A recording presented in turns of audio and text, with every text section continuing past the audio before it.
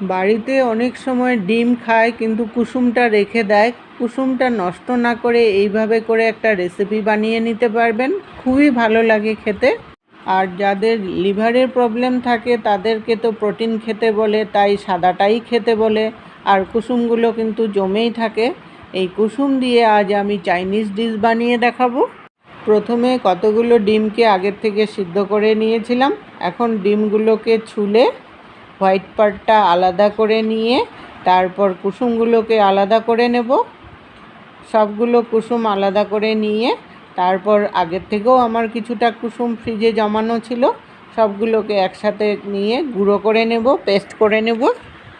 এখন এটার মধ্যে স্বাদ অনুসারে নুন দিয়ে দিলাম, আর সামান্য পরিমাণে হলদি পাউডার দিয়ে দিলাম, আর 1 চামচ আদা বাটা, আর 1 চামচ রসুন বাটা। রসুন বাটাটা দিলে কুসুমের যে একটা গন্ধ করে, গন্ধটাও হবে না।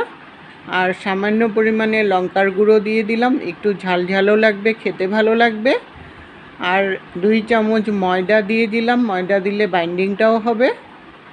আর 1 চামচ কর্নফ্লাওয়ার দিয়ে দিলাম, কর্নফ্লাওয়ার দিলে বলগুলো তাহলে আর ভাঙবে না, একদম সুন্দর করে গোল গোলও থাকবে। এখন সব কিছু উপকরণ ভালো করে মেখে নেব। এই মাখাটা কিন্তু ভালো করে করতে হবে, তাহলেই রেসিপিটা খুব ভালো হবে। এখন এই মাখাটাকে আলাদা করে রেখে দিলাম। এখন একটা বাটি নিয়েছি, এটার মধ্যে 2 চামচ কর্নফ্লাওয়ার নিয়ে নিলাম, আর অল্প জল দিয়ে এটাকে এখন গুলে রেখে দেব। এটা আমার পরে কাজে লাগবে। এখন রেসিপিটা বানাচ্ছি। কড়াই বসিয়ে বেশ কিছুটা পরিমাণে রিফাইন্ড অয়েল দিয়েছি, আর এই কুসুমগুলোকে ছোট ছোট বলের আকারে তৈরি করে নেব। এই বলের সাইজটা আপনারা আপনাদের খুশি মতো ছোটো বড়ো করে নিতে পারেন, তবে একটু ছোট ছোট হলেই দেখতে ভালো লাগে। তেলটা গরম হয়ে যাওয়ার পর বলগুলোকে দিয়ে দিলাম, দিয়ে এখন উল্টে পাল্টে হালকা ব্রাউন কালার যতক্ষণ না হয়ে যায় ততক্ষণ পর্যন্ত ভাজা করে উঠিয়ে নিলাম। আর ওই তেলের মধ্যে বাকি বলগুলো ভাজতে ভাজতে এখন কিছুটা জিনিস রেডি করে নিয়েছি।